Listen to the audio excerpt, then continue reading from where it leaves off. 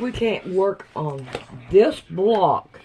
Now this block is found in this book, and it is page 215, and the number of it is 2959.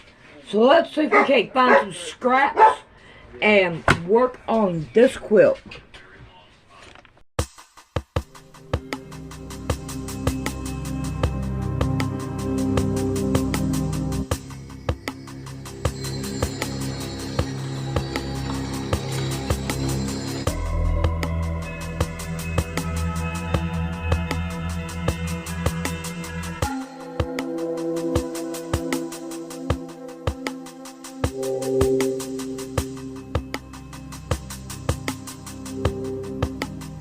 Alright, it's been a couple of days, and, wrong button. And I'm gonna try to start this quilt now. I hope it works. And we can get busy on it. Now, I have been looking at this. I want to mark the bottom of it because that shows I've already done that. Because I got a whole book here to go through. Alright, if we look at it, we have 3 stripes on each side.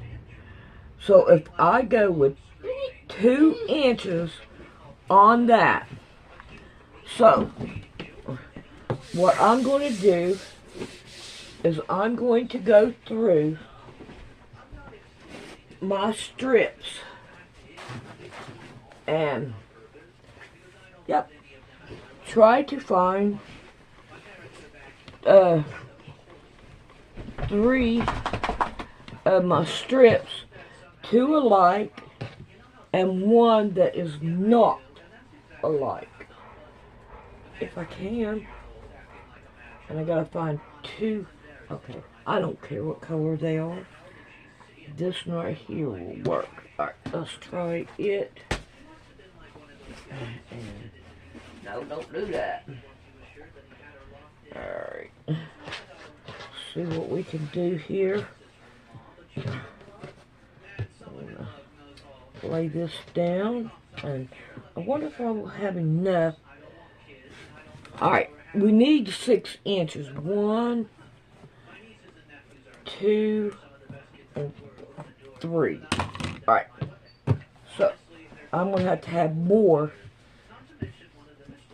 than this to make it work. So, I'm going to want to make me 2 strips that way. And I have it.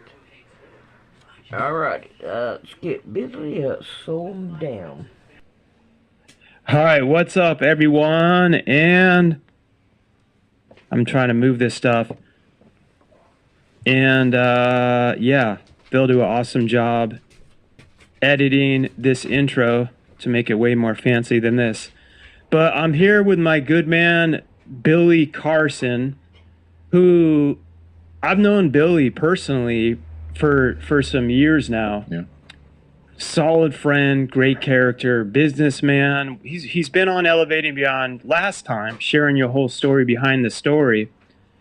And what you hugely specialize in as well, you just came back from Egypt, is like the emerald tablets. You've been studying those since what, you were like 6 or something? I think? No, not the emerald tablets. Oh, okay. Yeah, the emerald tablets I've been studying for the last probably 10 years. Okay. Yeah, but since I was 6, I was studying aerospace technology, which then led me into understanding more about advanced technologies and then finding the link between advanced technology and ancient civilizations. And going on literally a 25-year, what's that, 27-year now, goodness, trek around the world. Been around the world now over 18 times. Last year spent 9 months in hotels. I remember. As you know, you're my witness. Leaving this big old mansion behind and not going home at all. And grind. Traveling nonstop to these ancient sites to get the information hands-on. Okay. And, oh, it was weird. I just heard a little Chime. Wes, you there? Be too easy if it works perfect, right? Yeah, I know. What is he calling in on? What is that app? This is through Stream Deck? I'd have to ask Carl. It's through it actually works great usually. Alrighty. So if these are 2, 4, 6, I'm gonna want these 6 inches. Yeah, I might go further in. Lay them right on top of each other. Yep, that'll work. Now let's level it up down here. Give it a hack. Alright. See if we can't turn them around. And I need 4 of them, which of course I'm going to have plenty here. Alright. Okay, here's 4. Alright. Put them to the side. Now. Here we got this. Where is my book at now?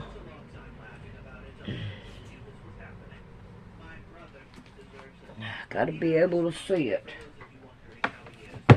Alright. They go this way, right here.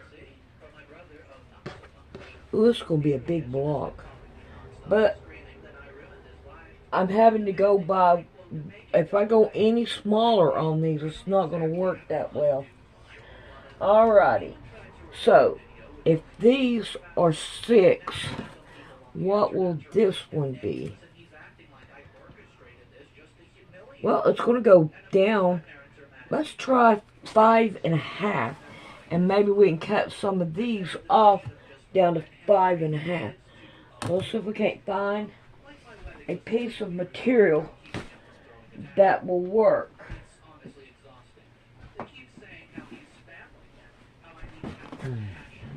Alright, I got it over here.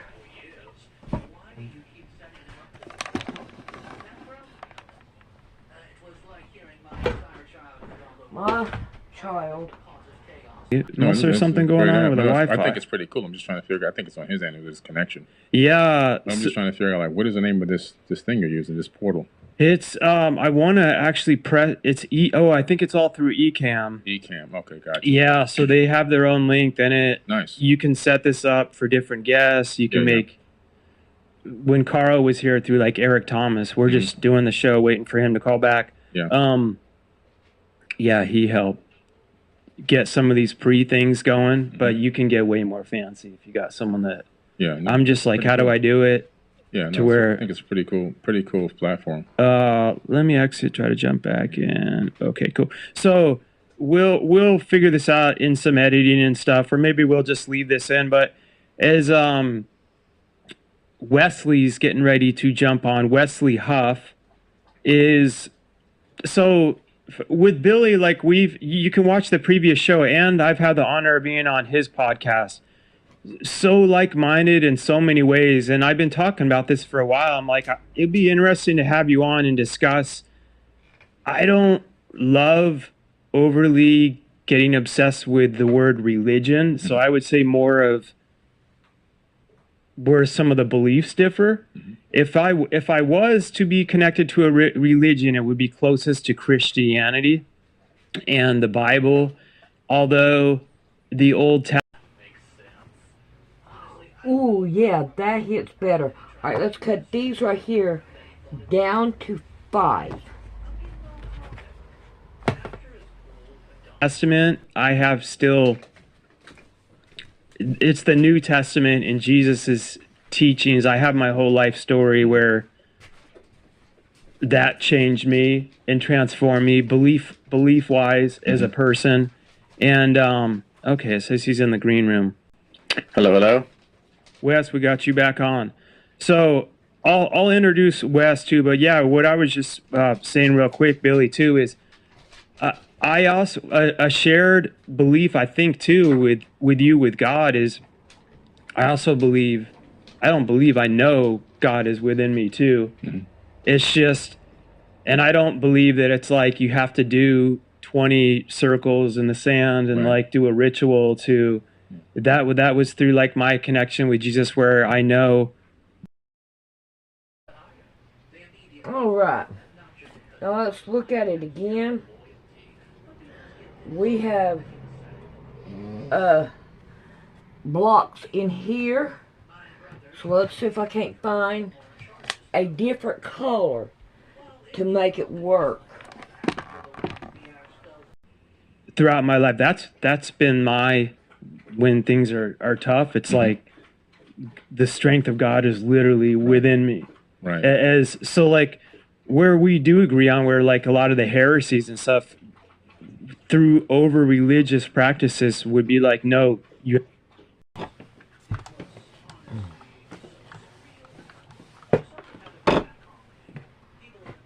Right.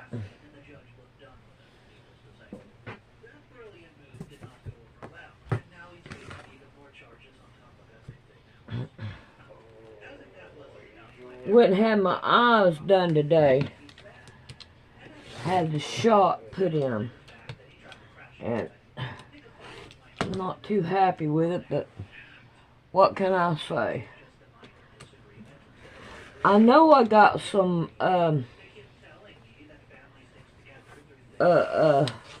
probably 5-inch blocks in there. So I'll probably end up going and hunting it down. Do it this way. Now I need to go back.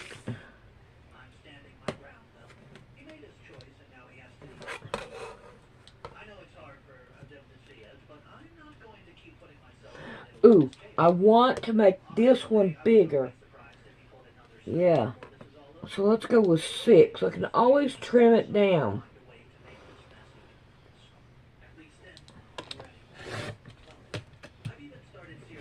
Because I need to cut them in half. Alright, so here's this. And I hope this one will, yeah. Alright, from corner.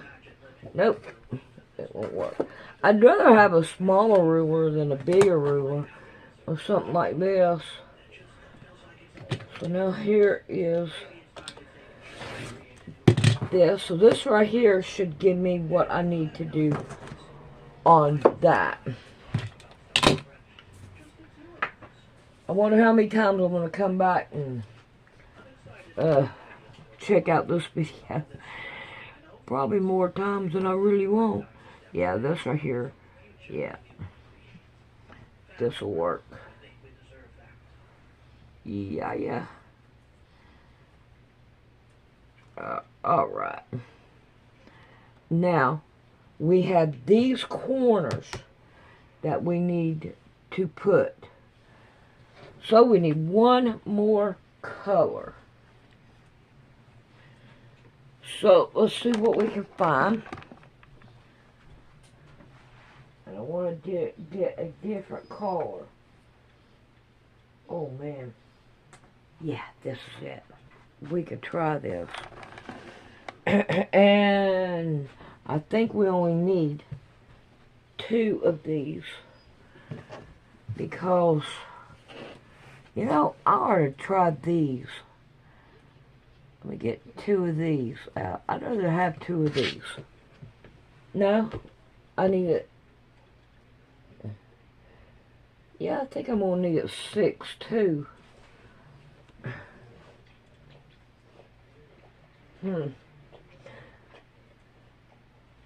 I think these are going to be too big.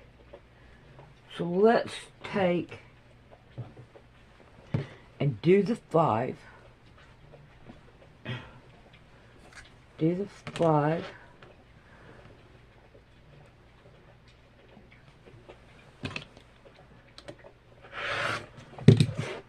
Okay. We did 5.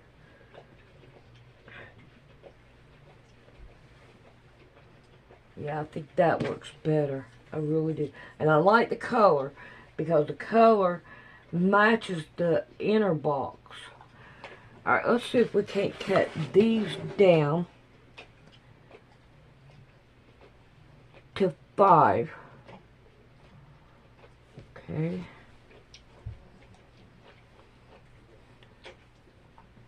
Okay.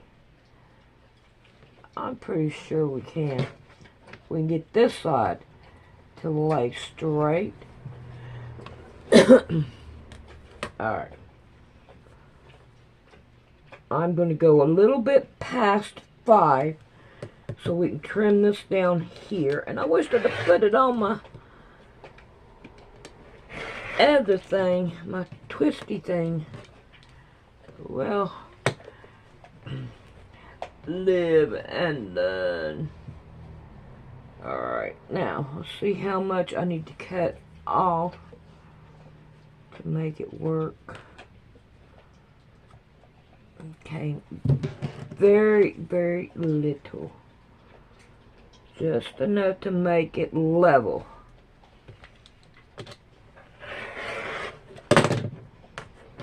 Okay. Now, let's see what we got here. Why are you coming off? You shouldn't be coming off.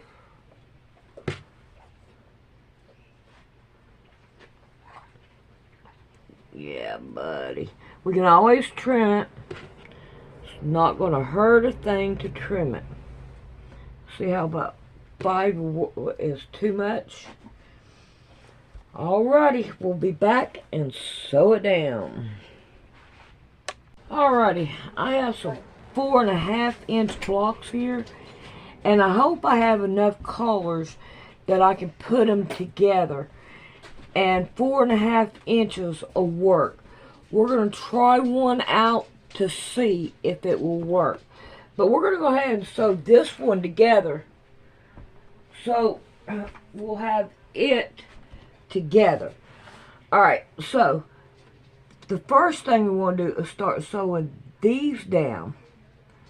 So we're going to sew these down to this one. Have to come through the head of this church to be blah, blah, blah, you know. Right, right. And personally, and we're about to get Wes on, so we can have two really smart people in this talking about it, but I'm just breaking it down to my level of my understanding. That's been what really drew me in, is kind of when Jesus came and flipped all that on its head and was like, no, we're not, what was it, like the Pharisees, like what were the hype? He's like, we're not having to go through all the rules. He's like, they're actually worse than this thief right here, and really looked at what was in people's hearts, you know? Right. And I think that's a beautiful thing. I know it has been for my life. Yeah. But I'm about, so Wes, now that we got you on, Wesley Huff, historian, linguist, biblical scholar, PhD, and athlete wannabe. I like how you threw that in the bio right there. And Wesley, my man, I think it would be great to, I know you guys were both recently in Egypt. There's tons that I'm interested in that. How all these things show up in Egypt is baffling to me. But just going right to it, I had here, Billy, you talk about how Jesus was never crucified, which is interesting because my wife, who's a Muslim, they believe that as well. Their beliefs, from what I understand from her, are they don't think that Jesus, as they believe is a prophet, God would have him killed. But I don't think they have any historical evidence, as far as I know, as to what or how or why they believe that. I'm curious for you guys both, and if you want to, I guess, go first, Billy, as to how you came about, like the findings where it seems that Jesus was not crucified, or that's not accurate. Sure. And in my videos, and if you listen to the podcast, the statement is according to the Sinai Bible. Okay, according to the Sinai Bible, Jesus wasn't crucified in that Bible. That Bible predates the King James Version of the Bible, and the text there actually is about 12 to 14,000 differences between the Sinai Bible and the King James Version of the Bible, which came much later. And then also, one of the things that were interesting is that they discovered the book of Jesus' wife, which is at the Harvard Seminary. which, according to some scholars, that's a little controversial, but they claim that this is an accurate record that Jesus may have even been married, which then, adds more, if that's true, it adds more to the hypothesis that maybe he wasn't crucified. I just personally believe that Jesus was an amazing human being. I don't think that he was the Son of God in the sense that he's God, but that we're all gods. As he said, ye are gods, and that we're to do greater things than him. And I just personally believe that the return of the Christ is the return of the Christ consciousness.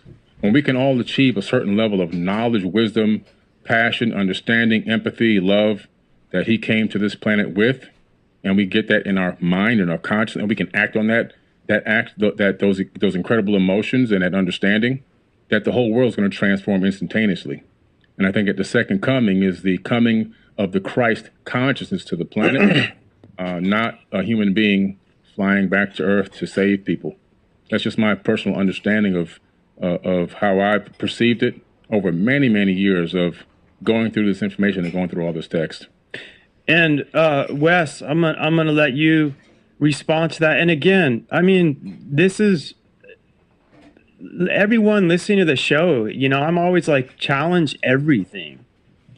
Learn to critically think and continue to come to your conclusions. Even with Jesus, I'm not personally even waiting on that he has to come back to say, I already know like I said, that strength of God and consciousness is already, I can tap into that right now. So you don't have to wait for him to come back.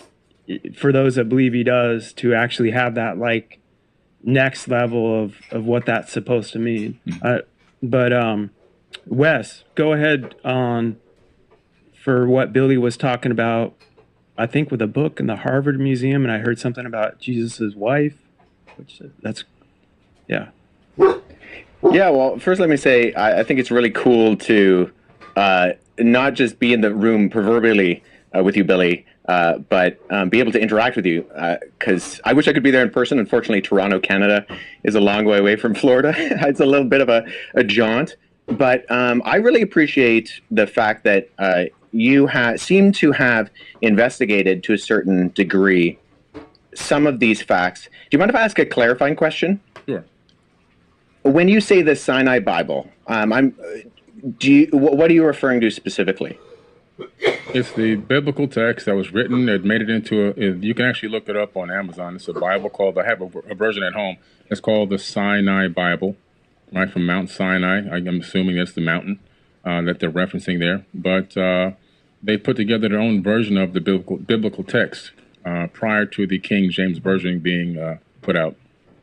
Sure. So when you refer to the Sinai Bible, would you be referring to Codex Sinaiticus? Like the codex that comes... Okay. That's why I was trying to get some clarification, because... Alrighty. This one right here came out 12 by 12. And I think it's a pretty nice looking block. Alright, what we're going to do is work on these... Oh, good Lord, have mercy. These right here, and see what we can get into those, and see if we can't get it down to this size. If not, then we'll go back up. But we're going to try this out.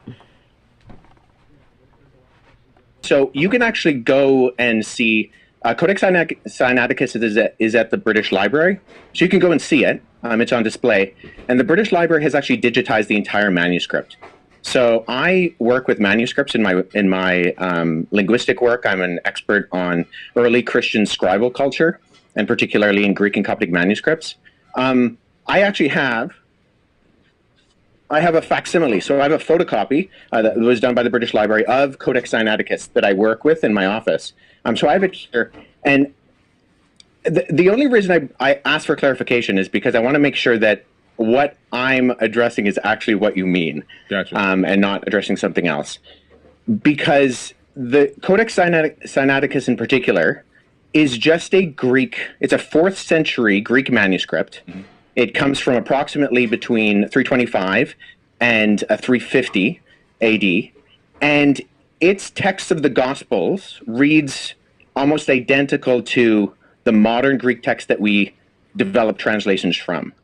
So my curiosity is just simply in kind of exploring, when you say that it denies the crucifixion or that the crucifixion isn't there, I mean, I can go on right now, Codex Sinaiticus, and I can look up the end of, say, Matthew 27, where it has Jesus being crucified, and that's in Codex Sinaiticus, or, the John 19, or any of the other ones. So I think my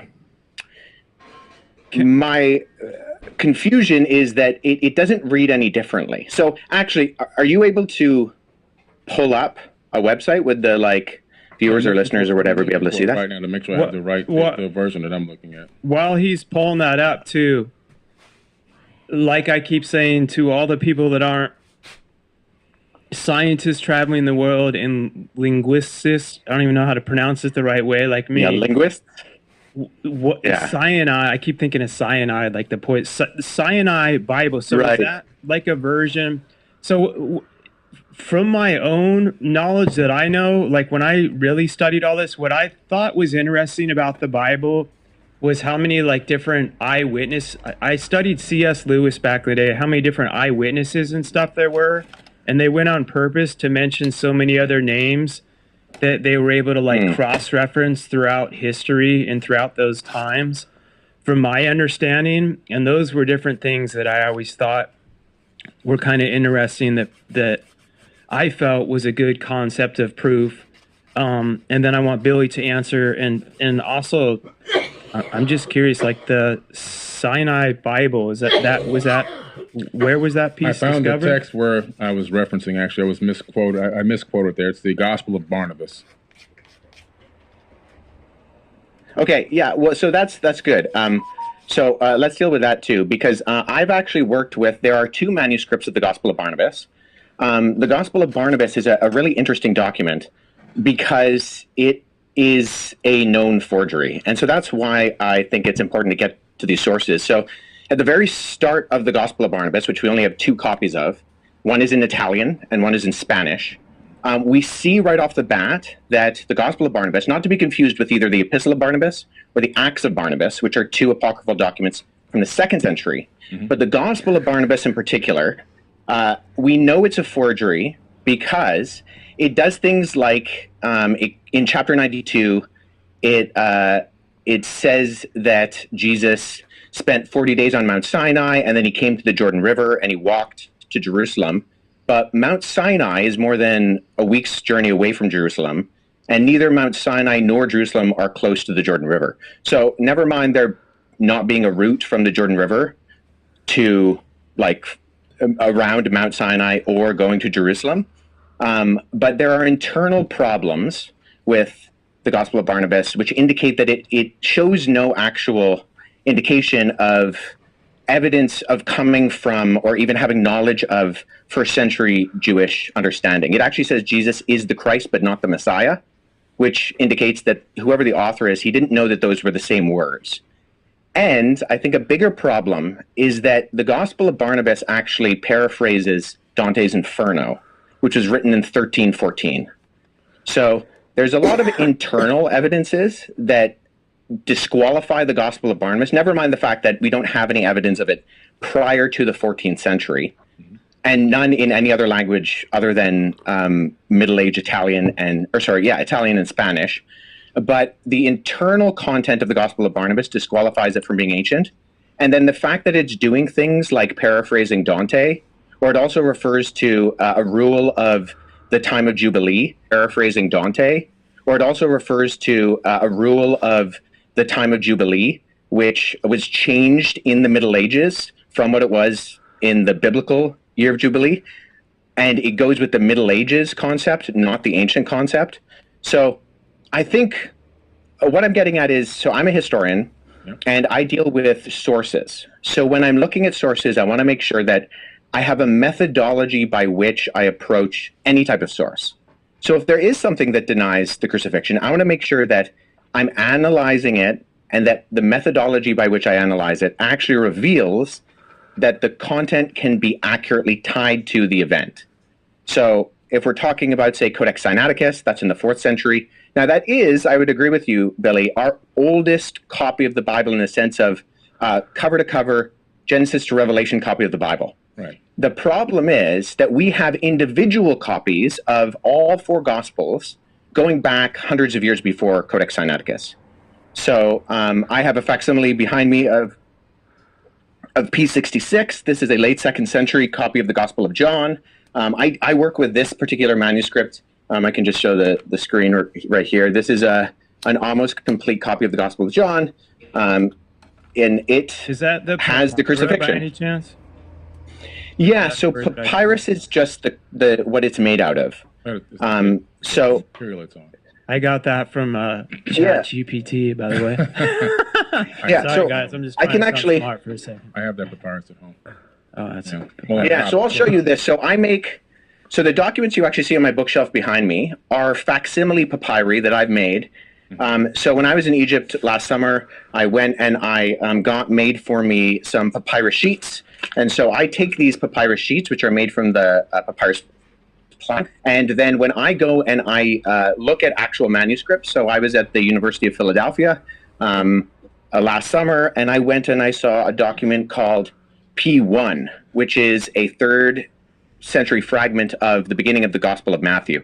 And so what I did is I sat down with that original and I produced a facsimile. So I copied the text. First of all, I cut it out with an X-Acto knife in not the original 3rd century one on my papyrus.